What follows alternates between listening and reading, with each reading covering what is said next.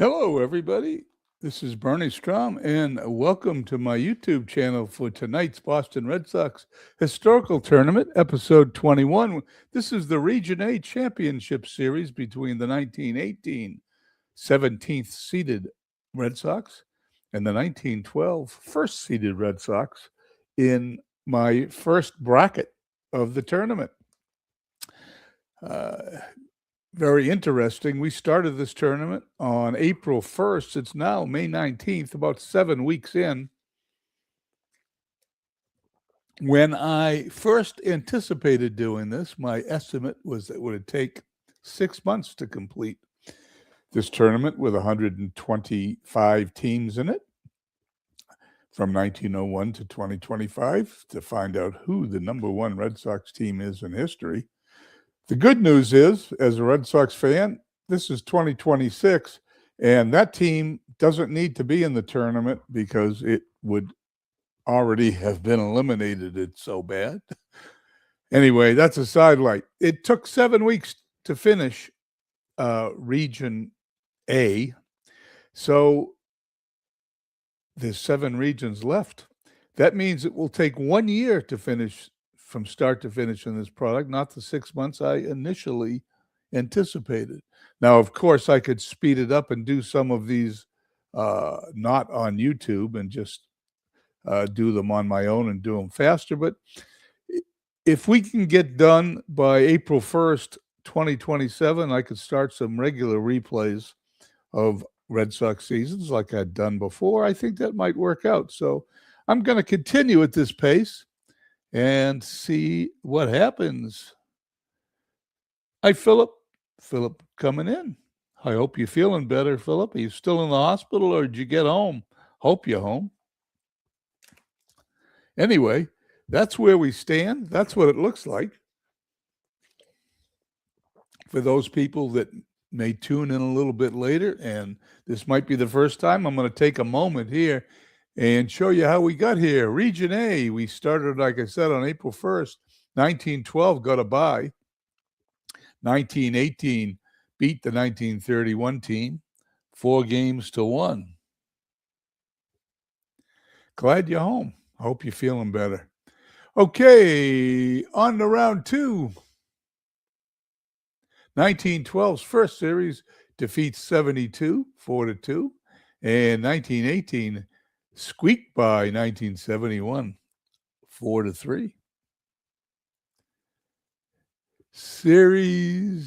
Round 3 here in Series 1.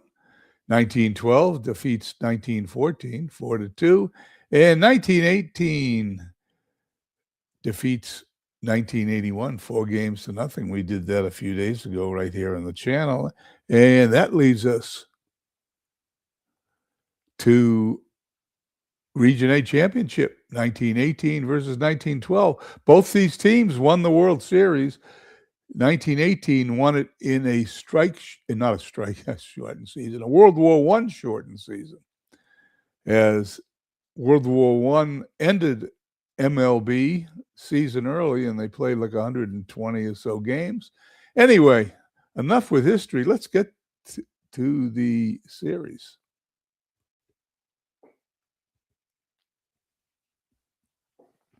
Loading out of the park 27. I love this game. In my opinion, it is the best of all the games, and I own about 80 baseball games, both cards and dice and computer. And as far as I can tell, this is my favorite. It's certainly my favorite as far as broadcasting is concerned. It's easy to do here on YouTube. We are going to start a new game, and I'm going to just repeat myself for you people that have been following since April 1st. I apologize, but you never know when someone pops in the beginning, and they may want to know how to set up their own. We're going to use Historical Exhibition, which is generally used to replay World Series. We are playing 7-game series, so it's very similar. The away team, we're going to be in the dead ball era, 1918, and it is the Red Sox. There's their record, 75-51. They are the world champions from 1918. Home team, dead ball era, 1912. And the 105-47 Red Sox, that is not the most wins by a Red Sox team in history, but is the best winning percentage by a Red Sox team in history. Therefore, they got the number one seed. The most wins came in 2018. We will catch up with that team in later broadcasts. Okay, series length, 7 games, 2 home, 3 away. The last 2 games at home. No DH in this series. We don't have to play a middle era game era and strategy because they're both in dead ball. Come on, let's do this. 1912. 1, 2, 3, 4, 5, 6. So we will play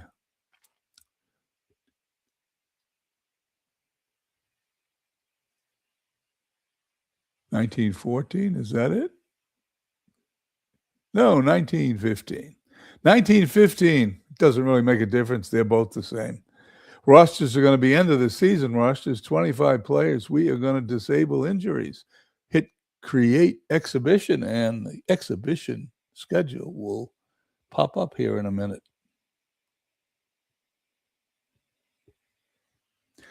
The most exciting Red Sox season, in my opinion, and I've done a lot of them, is 1949 when they, in real life, went into Yankee Stadium, a game up on the Yankees, 3 games to play.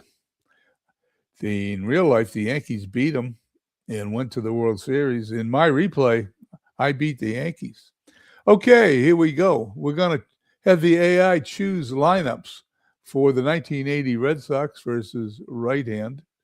The reason I do this, of course, is because I don't want to influence the game in any undue fashion. This causes somewhat of a problem. The problem it causes is that the AI sometimes does weird, wacky, dumb things, but we live with it because it does it for everybody. We're going to go to game 1. There are not a lot of doppelgangers in this, but there are a few. Tris Speaker is no longer on the 1918 Red Sox. He's only in 1912. But we will bump into a few of these doppelgangers, but not many, because the Red Sox owner at the time was selling his players off because he would argue with them about their salaries, and he just didn't want to deal with it. So you wanted a raise, you got traded. So they're still a good team. Babe Ruth's the star of the 18 squad. I would say Tris Speaker, Smokey Joe Wood, the star of the 12 squad. Carl Mays is pitching in game 1 for the 1918 squad.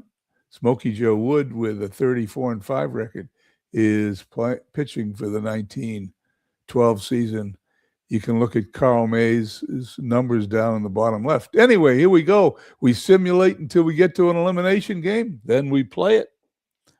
We're off and running. Here we go. Simulate game 1. 1912 squeaks by. 1918, 4-2. Smokey Joe Wood, the winner. Carl Mays, the loser. I'm sure they both went the distance. No home runs. Let's just peek at the box score here. 3 runs in the bottom of the 6th inning, wins it for the 1912 Red Sox. Let's see if it says anything interesting. Anybody? Wagner, the shortstop for the 1912 team, Heine Wagner, went 3 for 3. Hick Cady knocked in 3 runs for the 1912. 2 hits for Whiteman, who hit 3 home runs in his last series for the 18 squad, and Wally Shang, the catcher, also with 2 hits. Okay, let's go back. We go to game 2. Bullet Joe Bush for 1918. You beat it. 1912. 1912 is not a dead ball team here. It's 7-1. They scored some runs. No home runs, but they now have a 2-0 lead. Let's see what happened. They scored 4 runs in the 7th and 8th inning to do most of the damage, 3 runs in the 4th. 1912, Katie's having a great series, 3 for 4. Harry Hooper, the Hall of Famer, went 2 for 3. So did Jake Stahl. Jake Stahl, by the way, is the manager of the 1912 team. 1918, Harry Hooper had 2 hits, one of the few doppelgangers left. So Hooper starred for both sides. We go to game 3. Can 1918 take a game? Let's find out. Ray Collins versus Babe Ruth. Babe Ruth won a game in the last series we played. Carter Historicals comes in. Hello, how you doing? Okay, here we go. Simulating game 3, and 1918 wins 2-1. Babe Ruth beats Ray Collins. 1918 scored there 2 runs in the 2nd inning, held on to win 2-1. Runs scored for 1912 in the 6th. That is a 1-hitter, by the way. There it is. Stahl, the manager, got 1 hit. That was it. Let's see. I'm sure they pitched complete games. Babe Ruth pitched a 9-inning 1-hitter. Collins allowed 6 hits. It was also a good game. I will write all these up, by the way, and put them on my Facebook page after the series is over so you can get more in depth and spend more time with what's going on here. 2-1, 1912's leading. Next game, Smokey Joe Wood looking for his 2nd win. Carl Mays looking for his first win, game 4. And 1912 wins 6-4. Smokey Joe Wood, their 2nd win. Carl Mays, his 2nd loss. Take a quick peek at that box score. 1912 was losing this game 3-2. They scored 2 in the 7th, 1 in the 8th, 1 in the 9th to take it. Hitting stars in this game. Top 3 for the 1918. Strunk, Whiteman, and Hooper get 2 hits apiece. 3 for 4, Tris Speaker. He is probably the best center fielder the Red Sox ever had. And Steve Yerkes and Smokey Joe Wood, who later becomes an outfielder with the Cleveland Naps, went 2 for 5. And they both went the distance. Okay, here we go. Now it's interesting. 3-1, 1912. We have an elimination game. Is 1918 going to stave off elimination and go to 1912 Boston for game 6, where Babe Ruth will face Ray Collins? And 1912's got it all set up. They got Smokey Joe Wood if they have to go 7 games, as you can see there. Anyway, here we go. Obedient. Bullet Joe Bush. Let's play the game. Lineups for the 1912 Red Sox, which are on the road, so to speak. Larry Gardner leading off at 3rd base, batting first. Jake Stahl, the manager, at 1st base, hitting 2nd. Tris Speaker hitting 3rd, and center Duffy Lewis of the famous Duffy's Cliff in left field in Fenway Park. Batting 4th, Harry Hooper, Hall of Famer, and right. Heine Wagner at shortstop. 6th, Hick Cady catching, and batting 7th. Steve Yerkes, 2nd baseman, hitting 8th. And Obedient, the pitcher, 20-9 on the regular season, is batting 9th for the 18 Red Sox. Strunk in center field leading off. Carl Mays at 1st base. I find that interesting. Carl Mays is a pitcher.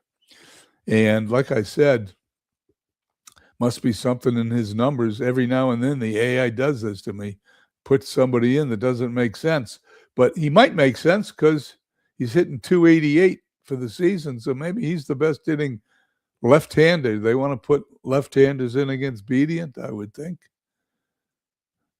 Anyway, that's what the computer picked. Harry Hooper.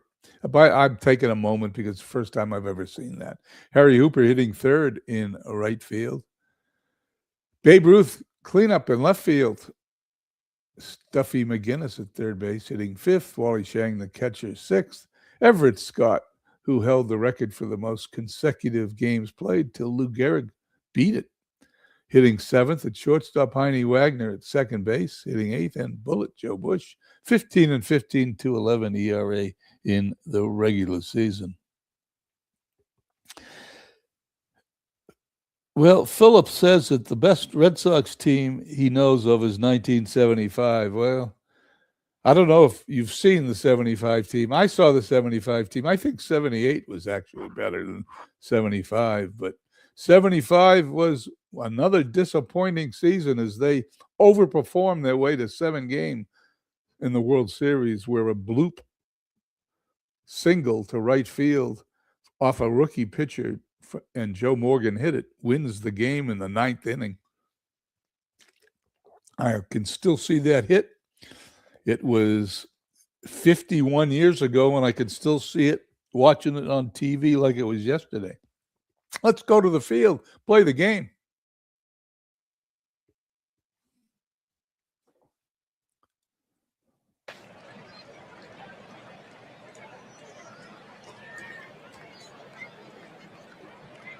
We make sure I have the cameras okay. Looks good. Bush facing Gardner. Here we go. We're in Game 5. 1918 needs to win. Here's the first pitch. And that's going to be a base hit in the right field.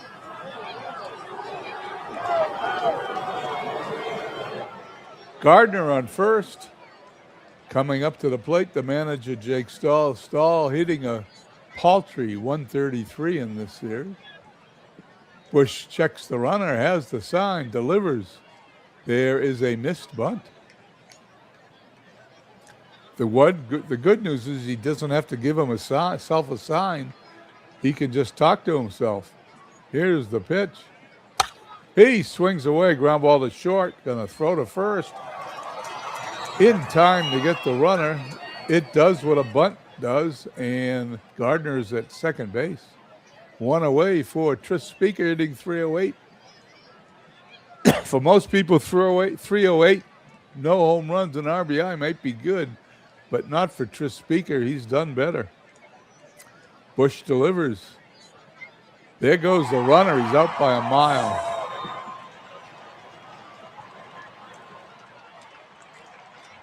There you go. That's dead ball baseball at its best. Bunt, steal, both of them didn't work in the first inning. Bush facing Speaker, the pitch. Speaker hits it to center field, and it is caught for the out. We head to the bottom of the first. No score here in 1918 Fenway Park.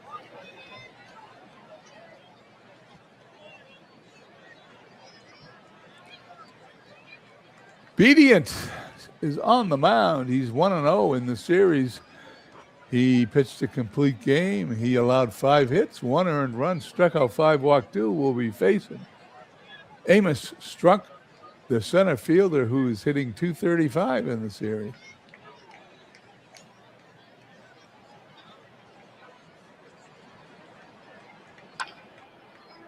And there's a line drive to first, 1 away. Bedient facing Carl Mays at first base. Well, he might have hit .288 in the season, but he's only hitting .143 in the series. Have no idea why he's there, but he is. Here's the pitch. He walked him. Maybe he's there because he walks a lot. Mays at first, Harry Hooper up 353. He has yet to knock in an RBI. Bedient checks the runner, gets the sign. He's into his delivery. Ground ball to second, going to flip to short for 1, back to first. The inning is over. There we go. We head to the second. No score here in Boston. Top of the second, 1912. We'll send up Lewis, Hooper, and Wagner. Both Wagner, Lewis is no longer on. Lewis appears to no longer be on the team. He may be on the bench. I don't really remember. I'd have to check it out. But Wagner is a doppelganger. Bush delivers. Ground ball to first. He's going to flip to the pitcher covering for the out. Harry Hooper, definitely a doppelganger. Hitting .364 for the 1912 team and .333 for the 1918 team. Here's the pitch. High fly ball in the right field. He's got it for the out. Heine Wagner. Wagner hitting .273 for 1912. By 1918, he's only hitting 100. Here's the pitch. Ball's hit into center field, but it's going to be caught for the out. 1, 2, 3 go the 1912 squad. We head to the bottom of the second. No score here in Boston.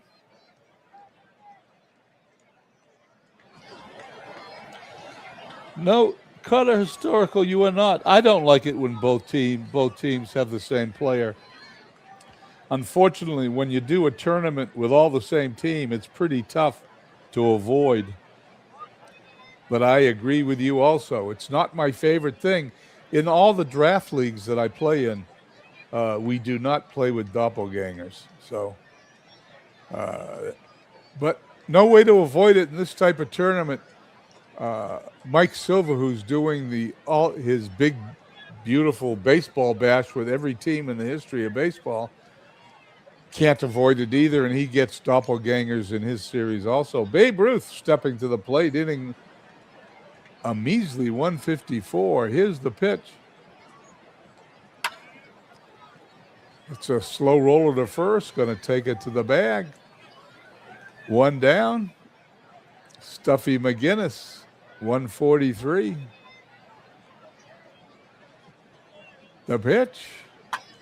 Another slow roller to first. It's going to flip to the pitcher. He drops it. It is an error on. Who's it error on? It's a good throw. It must be an error on the first baseman. I mean, the pitcher. Stahl does not get the error. Bedient charged with the error. First one of the day. You'll see more of them in dead ball baseball. Here we go. Bedient facing Shang. Shang hitting 357. The pitch. Ball's hit in the right field. A base hit with a runner go to third. He's going to hold at second.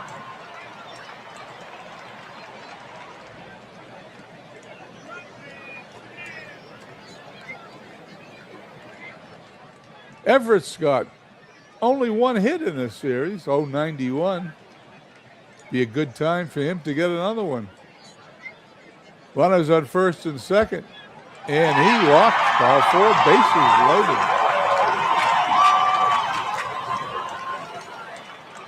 (1918). This is an elimination game. They have the bases loaded. Bedient facing Whiteman. Whiteman is a pinch hitter, and we're only in the second inning. How do you like that? I guess that's how they play in dead ball. Here's the pitch. Line drive, right field. That's going to be caught. And it was not deep enough for the runner to score. 2 outs. Still no score. Bullet Joe Bush, the pitcher. He's 0 for 2 in the series. Bedient. He's got the bases loaded, in trouble. Let's see if he can get his counterpart out. Ground ball to short, going to throw to first, and he's got him for the out. The 1918 team does not score. We go to the top of the third. It's 0-0.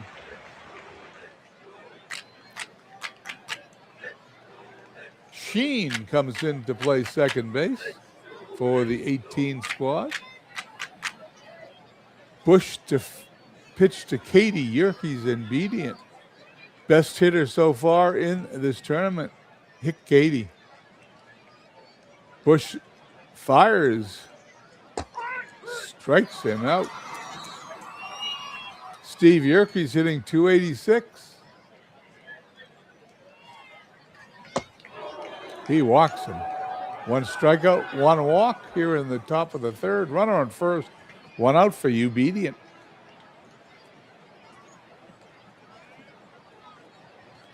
Once again, this is an elimination game. For 1918, they have to win. Here's the pitch, is a bunt. And it's a good one. Throws to first for the out. Sacrifice works. Two-way runner on second. Larry Gardner hitting .357. Would be a good time for him to have a timely hit. Bush delivers. Ball's hit it high in the air. Center field is under. Puts it away for the out. Both teams have had their chances. No one's had a clutch hit yet. We go to the bottom of the third. No score here in 1918 Boston. Obedient to face the top of the order for 1918. Struck Mays and Hooper. Here's the pitch. He struck him out.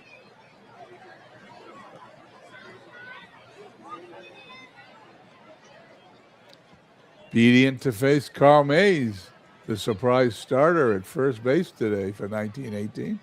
Strike three. And he goes down on strikes. Harry Hooper, one of those doppelgangers Cutter Historical not happy with. Hitting .333 for the 1918 team. Here's the pitch. And he walks him. Babe Ruth, 2 hits in the series, but he's got to win. He's looking for win number 2. Here's the pitch. There goes the runner. There's the throw. He's going to be safe. Hooper in scoring position. Babe Ruth at the plate. He hits it on the ground to first. He's going to toss to the pitcher covering. It's going to end the bottom of the third. We head to the fourth. No runs, 1 hit, no errors for 1918. No runs, 1 hit, and 1 error for 1912. Jake Stahl stepping in. Stahl with a couple of hits in the series. Bush gets the sign. Here's the pitch. He walked him. That is Bush's second walk today. Now he's got to face the tough, strict Tris Speakers, 0 for 1 in the game. Hit to first, going to flip to the pitcher, but he beats it out. It was not hit hard enough, and Tris Speaker, a speedy runner, puts runners on first and second for the 1912 squad. They got a rally going. A walk and an infield hit. That's a rally in 1912. And Duffy Lewis, only 1 hit. He could use the second one right here. Bush delivers. He bunts down the third baseline, and it's a perfect bunt. He's going to beat it out. No! He's out. But runners go to second and third. Looked like he might have beaten it out for a second. Harry Hooper up. This is Harry Hooper of 1912. 0 for 1 today. Runners on second and third, only 1 out. Bush delivers. That ball's hit into center field. It's going to drop for a base hit. 1 run scores. Here's the throw. Not in time. 2 runs scores. And 1912 takes a 2-0 lead. 1912 wins. They go home on vacation. We'll come back after the other brackets have been determined. They become the bracket A champion. 1918 go home, and they stay there. They never come back to this tournament. Bush facing Wagner. Wagner, 3 hits in the series, looking for number 4. Runner on first. The pitch. There goes the runner. There's the throw. He's safe. Hooper at second in scoring position. 1912 looking for another run. Here's the pitch. Ball's hit into right field. It's going to be caught for the out. Hooper has to stay at second as Katie steps in. 6 of 15, hitting .400. Here's the pitch. Ball's hit high in the air, but the center fielder is going to take it for an easy out. We head to the bottom of the fourth, 19-12 to 19-18, nothing.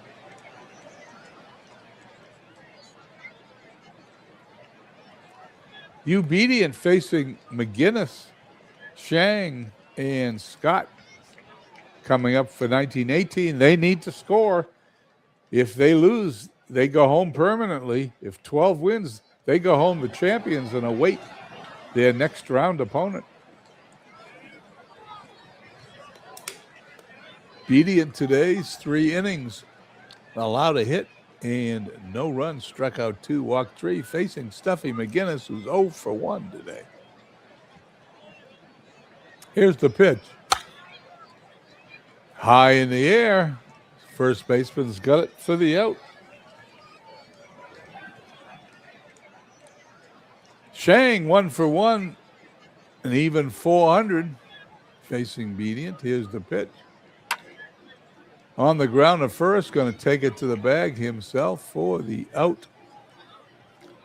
Stahl makes the play. Obedient now facing Everett Scott, who walked his first time up. In the center field, it's going to be caught. It hung up. I thought it was going to fall for a hit. Inning is over here in the bottom of the fourth. We head to the fifth, 2-0, 19-12. In dead ball, 2 runs could be 1 more than you need. Steve Yerkes, Obedient, and Gardner, going to be facing Bullet Joe Bush. He needs to hold them. The pitch to second. It's a line drive. It's an out.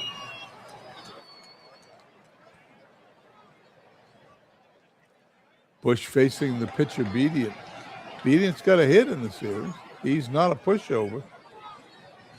Here's the delivery. Ground ball to first, going to flip to the pitcher covering. 2 away, top of the fifth. Nobody on. Larry Gardner 1 for 2 today.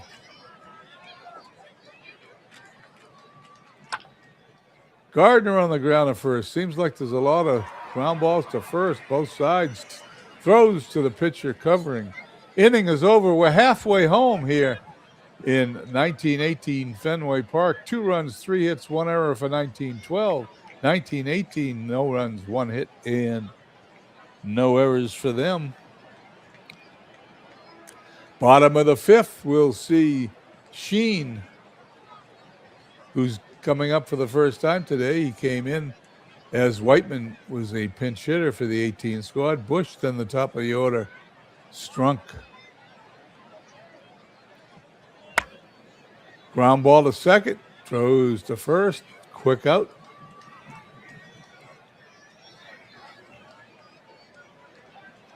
Joe Bush up.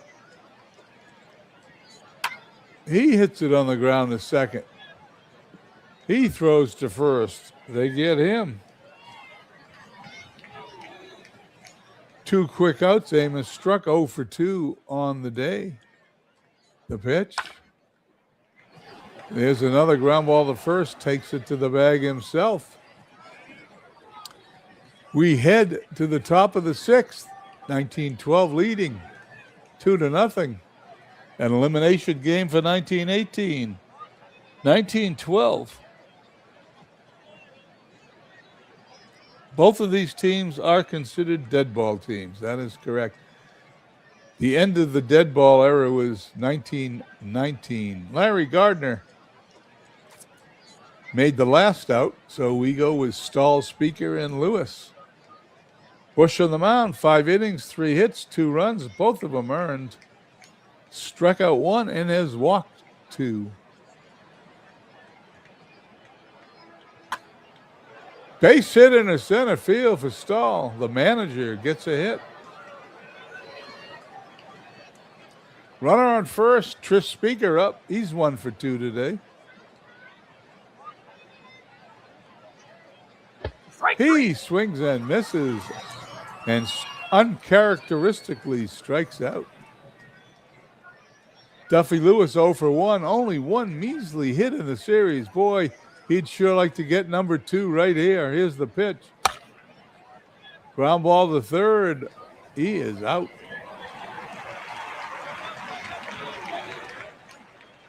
And the doppelganger, Harry Hooper, hitting .385 for this version. Here's the pitch, runner on second. Fly ball to center. Oh, it's going to drop. I thought it was further than that. One hop, the center fielder. It is now 3-0. That ball died out there. Certainly looked like it was going to be caught by Strunk, but he stopped and it bounced. Heine Wagner hitting .231. 0 for 2 today. He takes ball 4. Runners go to first. Runner on first and second. 2 outs for Hick Cady. And Hick Cady's hot. Although he's 0 for 2 today, he does have 6 hits in the series. Hits it back to the mound. Throws to first. Handled cleanly by the first baseman. The inning is over. We head to the bottom of the 6th. However, 1912 picked up a run. It is 3-0.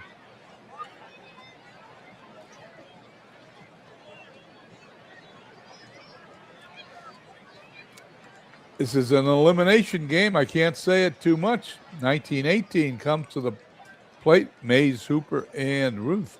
That's not Willie Mays. It's Carl Mays. You're right. Carl Mays hits it in the center field. It is caught for the out. Harry Hooper, 0 for 1 today. The delivery. That's hit in the center field, and that's caught.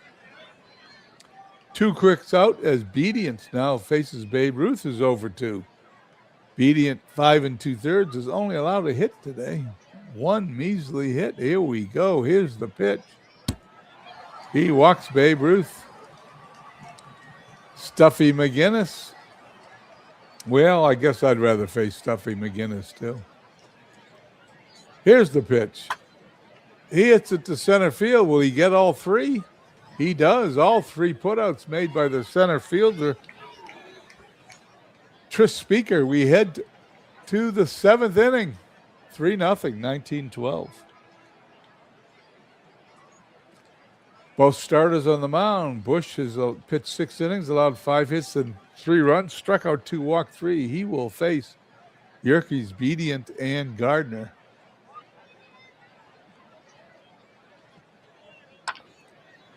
Little dribbler to first, flips it to the pitcher covering. I don't know how many ground balls to first we have, but there have been a lot. Bush facing Bedient.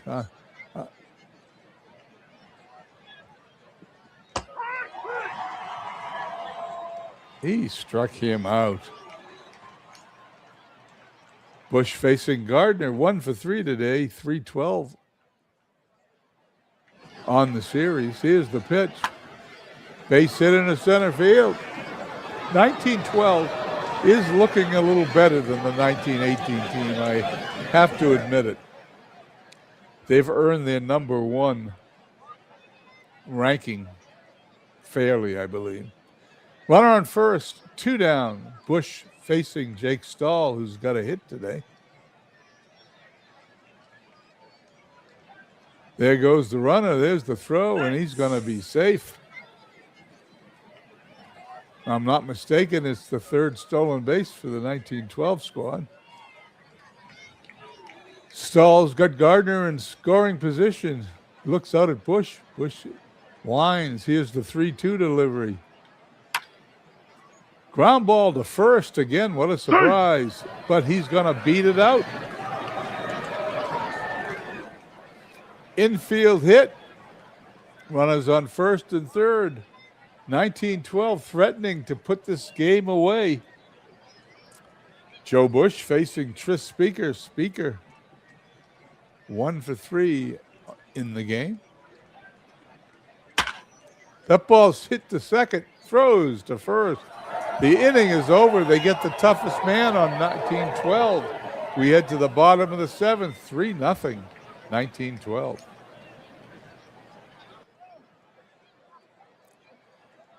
Bedient on the mound still for the 12 squad, 6 innings, only 1 hit. Shang, Scott, and Sheen due up for 1918. This would be the time to start their move, my opinion. Base hit to right field. They did it. They've got the lead runner on. Everett Scott up. Scott only 1 hit in this series. Looking for number 2. Here's Bedient's pitch. He bunts it, throws to first. They get him. Well, they do advance the runners in dead ball. Runner on second. Dave Sheen up 0 for 1 today. He hits it in the center field. It's going to drop for a base hit. Runner had to hold up. He's coming home. And he's going to score. No. Yes, they cut the ball off and they threw out the batter trying to advance the base. Let's take a look at what it says.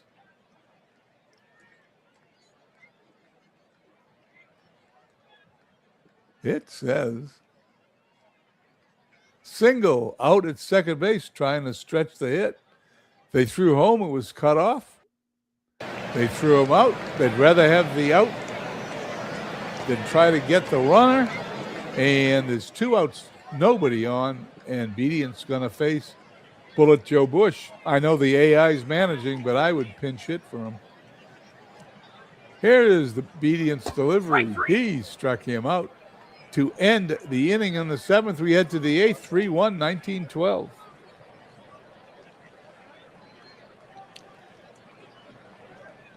Bush, 7 innings, 7 hits, 3 runs, 3 strikeouts, 3 walks.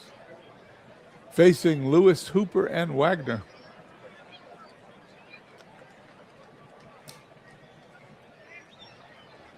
Lewis steps in. Here's the pitch by Bush. Ball 4. Harry Hooper, 429 on the series. He hits it to second, going to throw to first. He's going to drop the ball. Second error, or is the first error, excuse me, for 1918. Second error of the game. Each team now with 1 error. Runners on first and second. For 1912, they can't let him score. Bush has to bear down. Heine Wagner, 0 for 2 today, steps into the batter's box. Bush gets the sign. Here's the delivery. The runner tries to steal third. He's going to be out.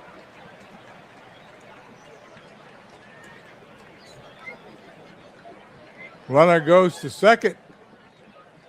Runner still in scoring position. 1 out. Wagner still up. He walked him. Runners on first and second. 1 out, looking for double play. Hick Cady, 6 for 17 in the series. Here's the delivery. He hits the ball. Where did he hit it? I missed it. Side is retired, but I got to read that one. We head to the bottom of the 8th, but I got to. That one went so fast, I didn't see it.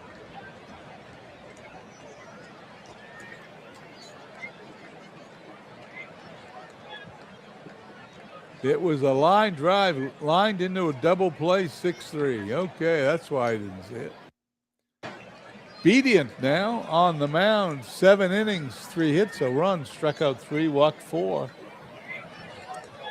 Bottom of the 8th. 1918 has 6 outs to go before their tournament is over. They need to score 2 runs to tie. Strunk, Mays, and Hooper due up.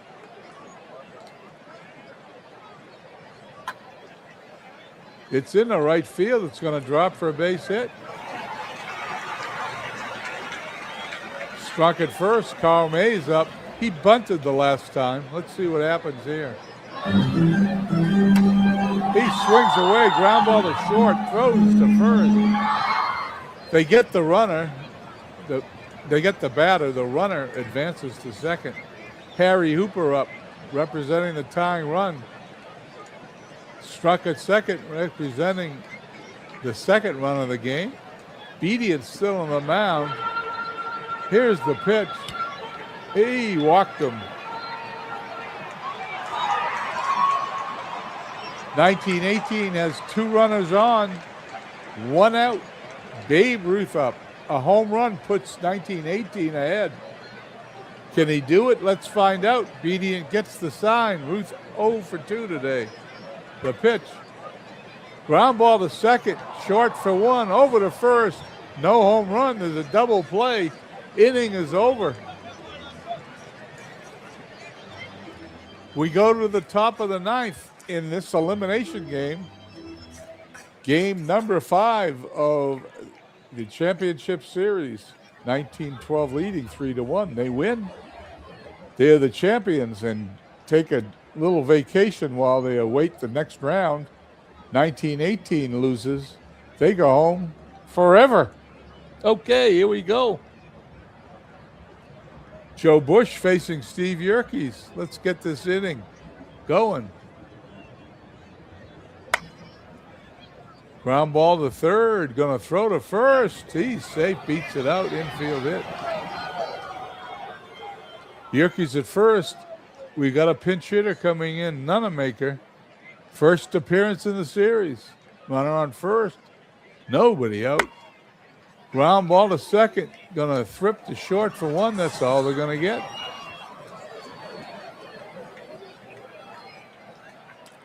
Walt Kinney comes in to pitch for 1918. The lefty is brought in to face the lefty Larry Gardner. Runner on first. 1 out. Top of the 9th. Here's Kinney's delivery. Ball's hit into left field. That's going to be caught for the out. 2 outs, 1 on. Jake Stahl, who's 2 for 3 today, stepping into the batter's box. Kinney delivers. He hits him, I think. He does. Kinney now to face Tris Speaker. 1 for 4 on the day. 2 on, 2 out. Here's the pitch. That's a line drive. It hits the foul line. It is a fair ball. That will score another run. It is now 4-1, 19. No, they got him out at the plate. He certainly looked like he was safe from here. I didn't look at the text. I looked at the screen. Let's look at the replay. Let's see how we threw him out.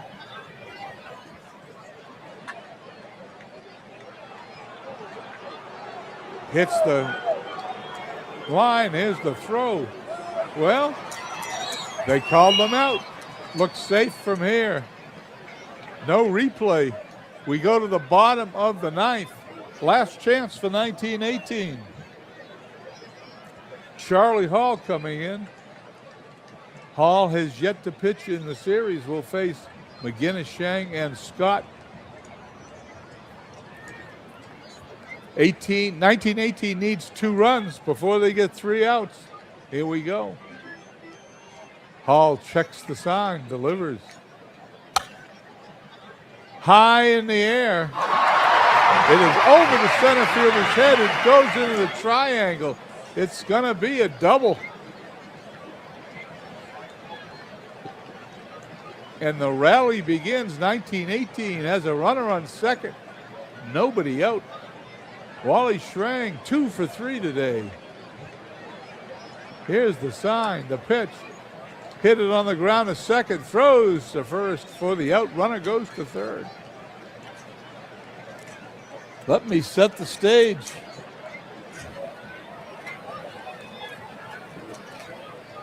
Charlie Hall on the mound, his first appearance in the series. George Cochran, the pinch hitter, his first appearance in the series. We have a runner on third, 1 out. Tying run is at the plate. Hall gets the sign. Here's the pitch. He walked him.